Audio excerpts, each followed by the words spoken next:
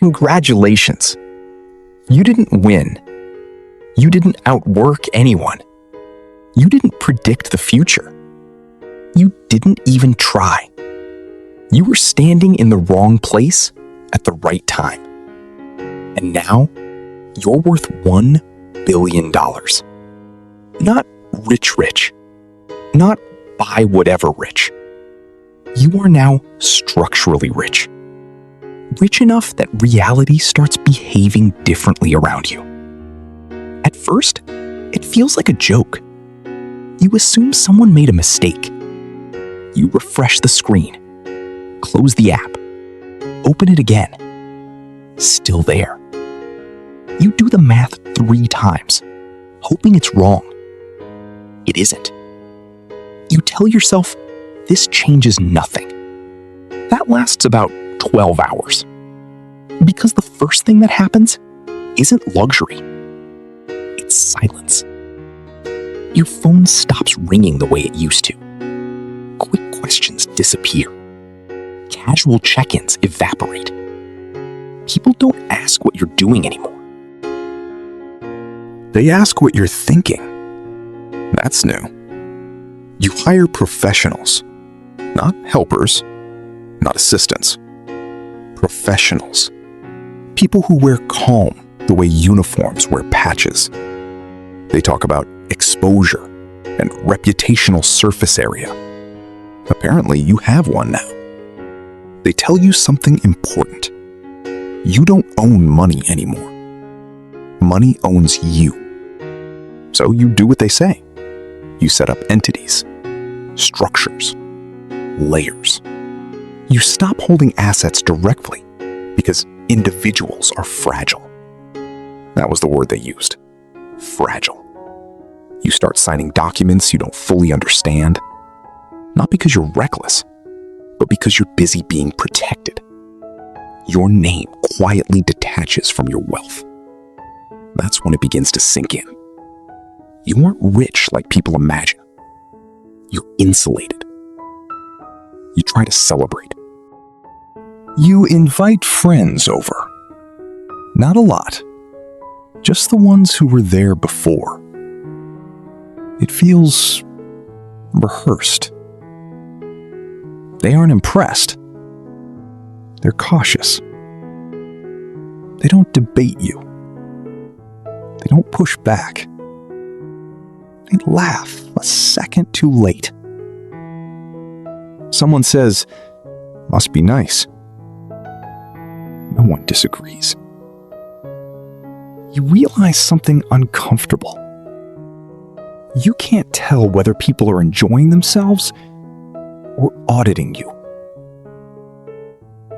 The next change is movement. You can't go places impulsively anymore. It's not fear. It's logistics. Security isn't visible. That's the point. But it's there. There's always someone aware of where you are. You stop going to crowded places. Not because you have to, but because you don't want to feel observed while unimportant. You upgrade your living situation. Not extravagant, just quiet. Privacy becomes your version of luxury. Gates, distance, the ability to exist without interruption. You still haven't bought anything ridiculous. That comes later. First, influence arrives. Not publicly, quietly. You get invited to dinners where the seating matters. You hear phrases like decision makers, stakeholders, long-term alignment. They talk differently. Nobody raises their voice. Nobody wastes words. They ask your opinion on things you're not qualified to answer. Markets, policies, cities. You try to deflect. They insist. You realize something critical. At this level, ignorance is interpreted as neutrality. Neutrality is power. So whether you like it or not, your silence becomes a position. Someone asks for funding. You say no. They accept it graciously. 3 days later, an alternative proposal appears, carefully reframed so saying yes benefits you indirectly. You start seeing the patterns. You aren't being asked. You're being steered.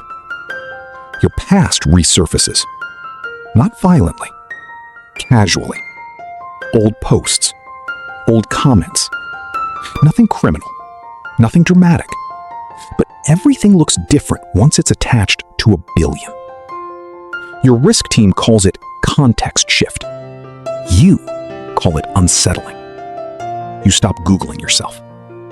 You learn to dissociate your face from your name. Family changes too. They don't ask for money immediately. They circle it. Conversations drift toward projects, ideas, opportunities. You help someone. They withdraw. Pride collides with dependency. No one knows how to behave. The table feels smaller. You didn't divide them. The money did. At night, you scroll through numbers you'll never spend.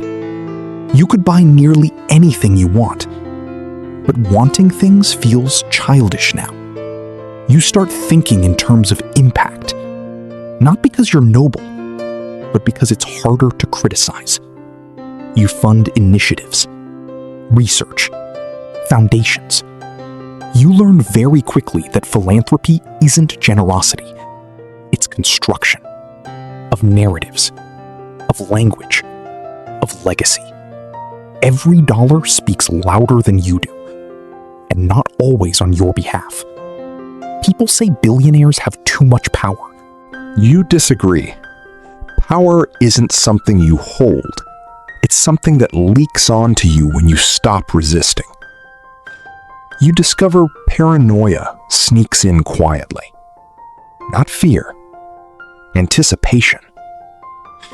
You plan exits, backup plans, country options, places you could go if things turn strange.